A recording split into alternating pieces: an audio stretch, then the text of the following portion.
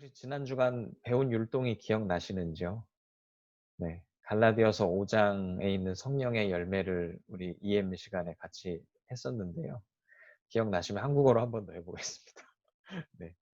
사랑, 기쁨, 평화, 인내, 친절, 선행, 진실, 온유, 절제입니다. 이게 노래가 있어요.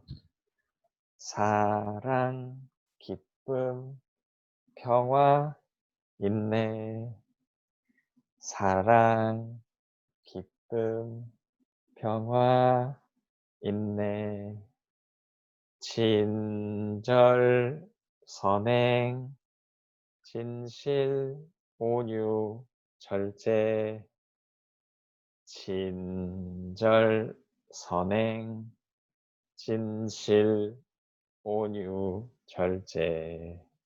네. 나중에 또 배워보겠습니다. 세계 곳곳에서 들려오는 소식들이 우리 마음을 그다지 편하게 하는 것 같지는 않아요. 지난 3월 말에 코비드-19 확산 때문에 우리가 함께 스테이 앳 홈을 시작한 이후로 벌써 5개월이 넘는 시간이 흘렀습니다. 누군가는 가족과 동료를 잃고 우리 삶에 너무 많은 부분들이 바뀌었는데요. 또 슬프게도 지난 주간엔 산불과 허리케인 때문에 그것들이 미국 곳곳에 피해를 입혔다는 소식들도 들었습니다. 한국은 다시 시작된 코로나로 안타깝게도 모두가 또다시 거리 두기를 시작했다고 하지요. 지난 주일에 이경목 목사님께서 전 지구의 위기 속에서 그리스도인이 근본적으로 자신들의 신앙을 돌아보아야 한다고 말씀해 주셨듯이 이 전방위적인 위기 속에 유기적 신앙을 가진다는 것이 무엇인가 정말로 돌아보고 살아가야 할 때인 듯합니다. 저는 지나간 한 주간 학기를 새로 시작해서 첫째 주 집중교육 수업들을 들으면서 알차게 보냈어요. 그중에 현장 목회 실습과 관련된 수업을 들으면서 중요한 내용 한 가지를 다시 마음속에 떠올려 보았습니다. 문화와 문화가 서로 만날 때 어떤 단계를 거치는지를 배웠는데요. 밀튼 베넷이라는 학자의 구분을 따라서 문화의 차이를 인지하는 감수성에 6가지 단계가 있다는 것을 배웠습니다. 제일 끝에 거부로부터 시작해서요. 양극화와 반대, 최소화, 그다음 수용의 단계, 적응과 통합까지 6가지 단계를 거쳐서 거부에서부터 통합의 과정으로 가는 길을 어떤 문화들이 만날 때 걷게 된다는 것인데요. 구체적인 내용들을 다 설명하지 않아도 우리가 상식적으로 전혀 다른 두 가지가 만났을 때 서로를 이해하고 통합을 향해 가는 과정에서 우리가 기존에 살아왔던 삶의 태도를 바꾸는 데에 굉장히 많은 노력이 필요하다고 짐작해 볼 수 있겠습니다. 중요한 지점은 문화와 문화가 만나는 지점에서 자신의 입장 자체를 끝까지 고수하려고 하면 큰 노력이나 부침 없이 자신의 문화만을 지지하게 되지만 반대로 통합의 과정으로 변화해 갈수록 굉장히 많은 부침을 겪고 한 문화를 지지하는 비중이 점점 줄어든다는 내용인데요. 결정적으로 문화적 민감성의 핵심은 결국 자기 자신의 문화가 남과 다르다는 사실을 인식하고 그 가운데 나만 옳다는 인식을 내려놓는 것이었습니다. 그런데 우리가 알다시피 인간관계이든 일이든 우리의 생각이나 행동, 무언가를 바꾼다는 것은 굉장히 어렵습니다. 신앙 역시 그러합니다. 그런데 오늘 그리스도인들의 태도를 보면 굉장히 오랜 시간 그리스도인들이 자신 안에 만들어 온 어떤 배타적인 문화가 사회 전반의 다른 부분과 만났을 때 굉장히 부정적인 영향을 끼치고 있음을 보게 됩니다. 한국 교회의 경우에 교회가 이미 바이러스의 슈퍼 전파자가 되어 있는 상황임에도 불구하고 예배를 포기할 수 없다고 외치면서 대면 예배를 고집하고 있는 모습들을 바라봅니다. 이 모습을 통해서 문화적인 충돌, 문화적인 만남 속에 성찰 없이 자기 자신만 옳다고 외칠 때 얼마나 많은 이들이 고통받는지가 보입니다. 성전 중심의 주일 성수를 마치 신앙생활의 전부이자 기본인 양 그동안 말해왔던 교회가 철저한 반성과 갱신 없이 사회 전체와 함께 살아가는 것은 이제 더 이상 불가능한 일인 것처럼 보입니다. 교회가 세상 속에서 스스로 자신의 신앙을 설명할 언어를 새롭게 찾지 못하면 끝없는 신앙의 빈곤, 사상의 빈곤 속에서 이제는 손가락질 받고 사라지는 집단이 되지 않을까 굉장히 우려스럽기도 합니다. 한국 엠브레인이라는 통계 기관에서 코로나 사태 이후인 지난 6월에 한국인들을 대상으로 대국민 인식 조사를 진행하였다고 하는데요. 코로나19 이후에 한국 개신교인의 이미지에 대한 것이었습니다. 불교와 천주교는 온화한, 함께하는, 따뜻한, 절제하는 이런 단어의 비중이 높게 나왔다고 하고요. 개신교는 이 다른 두 종교와 달리 거리를 두고 싶은, 사기꾼 같은, 이중적인 이라는 단어의 비중이 아주 높게 나왔다고 합니다. 너희는 세상의 빛과 소금이라 이렇게 말씀하신 주님의 가르침이 매우 무색해지는 순간이었습니다. 마치 유대인 그리스도인들이 이방인 그리스도인들을 나무랐던 많은 초대교회의 경우들처럼 더 이상 의미 없는 율법을 금과 옥조처럼 받들며 생명을 죽이고 있는 교회의 민낯을 보았습니다. 그리고 지금 개신교의 태도가 과연 얼마나 기독교 신앙에 가까운 것일까라는 의문도 함께 들었습니다. 오늘 함께 읽은 본문을 통해서 로마에 있는 기독교인들을 향한 바울의 음성을 우리가 듣습니다.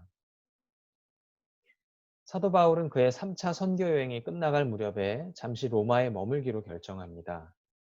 그리고 로마에 있는 그리스도인들에게 자신이 스페인을 향해 복음을 전하러 갈 것이라고 알리고 또 동시에 로마 안에 있었던 이방 그리스도인들과 유대 그리스도인들 사이의 분쟁을 해결하고자 했습니다. 다른 신약 성서의 서신서들은 편지들은 바울이 직접 거쳐가거나 만든 교회에 보낸 것이라면 로마서는 바울이 자신이 세운 교회는 비록 아니었지만 로마에 있는 그리스도인들에게 신앙적 조언을 해주고자 쓴 편지입니다. 로마서의 내용들을 통해서 로마에 있던 기독교인들의 배경을 우리가 유추해 볼 수 있는데요. 로마 안에는 유대인이면서 그리스도교 신앙을 가지고 있던 이들이 있었습니다. 그들은 이방인이면서 기독교인이었던 이들에게 자신들의 율법과 할례를 강요했고 또 정작 자신들은 다른 율법들을 지키지 않아서 오히려 이방인들로부터 욕을 먹고 모독을 받고 있는 상황이었습니다. 그리고 유대인들 또한 역시 이방 그리스도인들을 업신여겼죠. 본인들이 선택받았다는 인식 때문에요.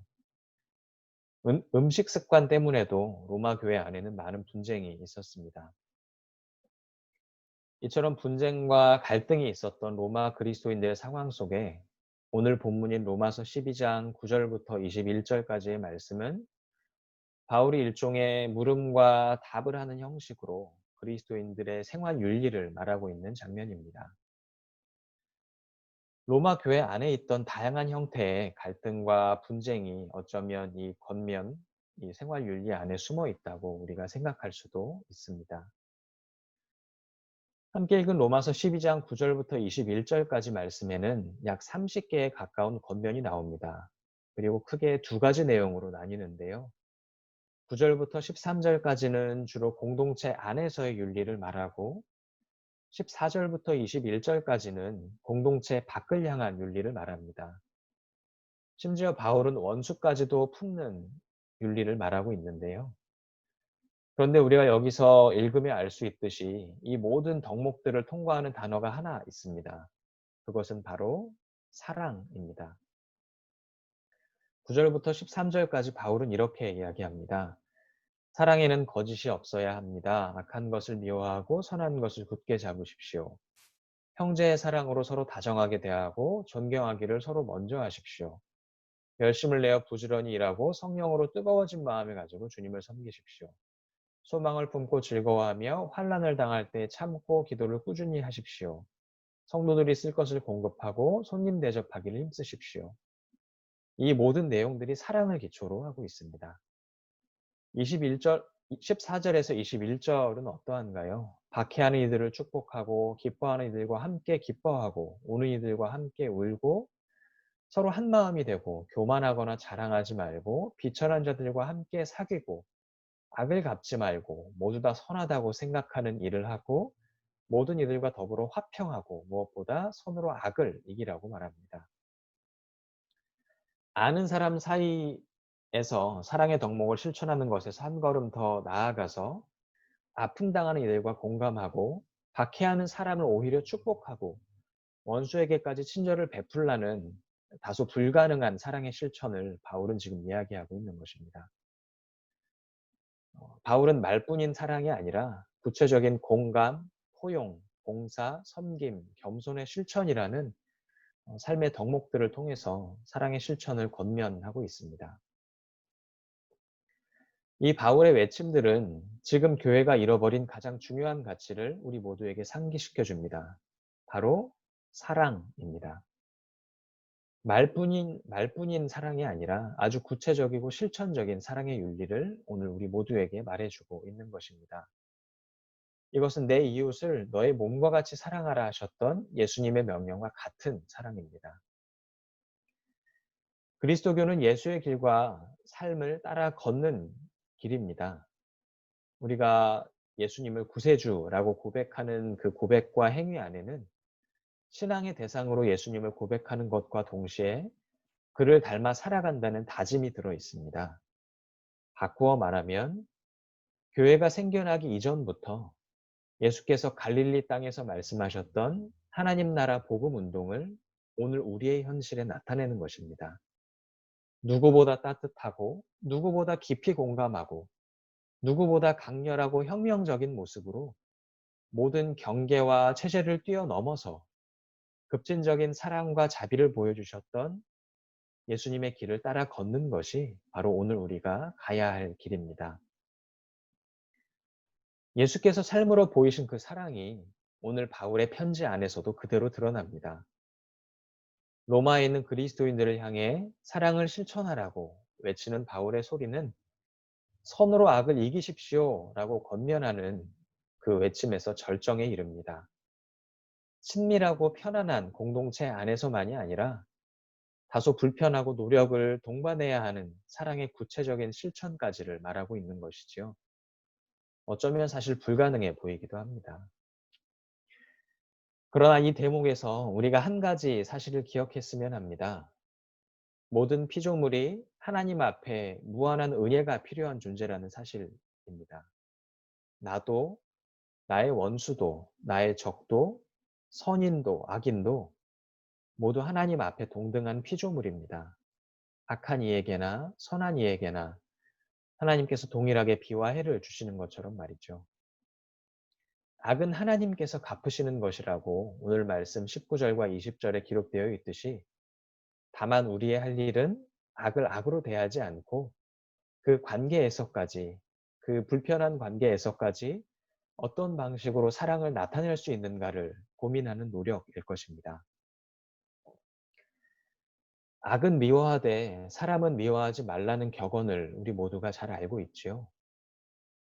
이 격언과 함께 우리가 악함과 죄를 어떻게 대해야 하는가에 대한 신학적 통찰이 있습니다. 여성 신학자이자 클레어몬트에서 오랜 시간 신학을 가르쳐온 마조리 수아키 교수님은 폭력으로의 타락이라는 자신의 책에서 원죄와 죄에 대한 개념에 대해 설명합니다.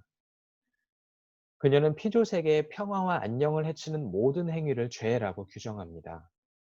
그리고 그 죄가 유기적 세계의 순환 고리 속에서 끊임없이 반복된다고 말합니다. 누군가의 평화와 안녕을 계속 침해하는 방식으로 이것이 반복된다고 말을 하는데요. 무엇보다 복수와 보복이라는 수단이 이 악과 죄의 고리를 더욱 공고하게 만드는 수단이 된다고 그녀는 말합니다.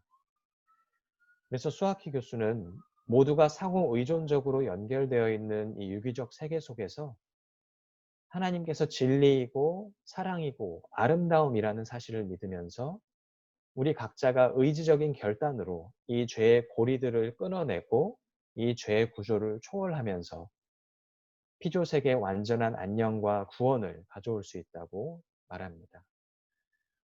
이 모든 말을 한 문장으로 줄이면요. 이 길 안에서 핵심은 사랑이 자기를 초월하는 의지적 결단이다. 이렇게 요약할 수 있습니다. 피조세계 모두에게 평화와 안녕을 가져오라는 하나님의 부르심에 대한 응답으로서 말이죠. 악과 죄의 고리를 끊고 우리의 삶을 갱신하는 것과 관련해서 제가 좋아하는 시가 하나 있습니다. 도종환 시인의 멀리 가는 물이라는 시입니다. 이 시는 이렇게 시작합니다. 어떤 강물이든 처음엔 맑은 마음, 가벼운 걸음으로 산골짝을 나선다. 사람 사는 세상을 향해 가는 물줄기는 그러나 세상 속을 지나면서 흐린 손으로 옆에 서는 물과도 만나야 한다. 이미 더럽혀진 물이나 썩을 대로 썩은 물과도 만나야 한다. 이 세상 그런 여러 물과 만나며 그만 거기 멈추어 버리는 물은 얼마나 많은가. 제 몸도 버리고 마음도 삭은 채 길을 잃은 물들은 얼마나 많은가. 그러나 다시 제 모습으로 돌아오는 물을 보라. 흐린 것들까지 흐리지 않게 만들어 데리고 가는 물을 보라. 결국 다시 맑아지며 먼 길을 가지 않는가. 때 묻은 많은 것들과 함께 섞여 흐르지만 본래의 제 심성을 다 이지러뜨리지 않으며 제 얼굴, 제 마음을 잃지 않으며 멀리 가는 물이 있지 않는가. 오늘 로마서 말씀은 우리에게 가족, 공동체, 가까운 이웃 뿐만 아니라 원수까지도 사랑하려는 의지적인 노력을 우리에게 요청하고 있습니다. 쉽지 않은 길이죠. 기억할 것은 악을 악으로 갚는 것이 아니라 사랑이 있기에 가능한 선함으로 악을 이겨나가는 것입니다. 예수께서는 하나님의 영에 사로잡혀서 자신의 온 존재를 투신하시기까지 사랑으로 사셨습니다. 그 그리스도의 사랑은 지치지 않으며 오늘도 우리를 그 자리에 함께 동참하도록 부르고 계십니다. 교회가 오늘 같은 처지에 놓이게 된 것은 자신의 교리와 자기 성장이라는 논리에 빠져서 무엇보다도 우선하여 붙잡았어야 할 사랑을 놓쳐버렸기 때문인지도 모르겠습니다. 그리고 그 문제는 비단 오늘만의 현상이 아니라 2000년 전부터 교회 안에 있어 온 모습이기도 합니다. 사랑하는 여러분, 늘 사랑하고 살기에도 시간이 모자란 우리의 삶입니다. 미워하고 선을 긋고 배제하고 차별하고 혐오하고 나만 옳고 나의 신앙만이 무조건 맞다고 우기기 바쁜 교회에게 포용하고 겸손하고 섬기고 봉사하고 자비롭고 가장 낮은 곳에서 사랑으로 살라는 요청은 그 어느 때보다 시급한 명령으로 들립니다. 우리의 신앙은 모든 것이 저절로 되는 것이 아니라 매 순간 우리의 응답을 필요로 하는 일입니다. 시작하는 새로운 한 주간도 하나님의 영 안에서 넘치는 사랑에 사로잡혀 우리 각자가 사랑으로 살아가기를 간절히 바랍니다.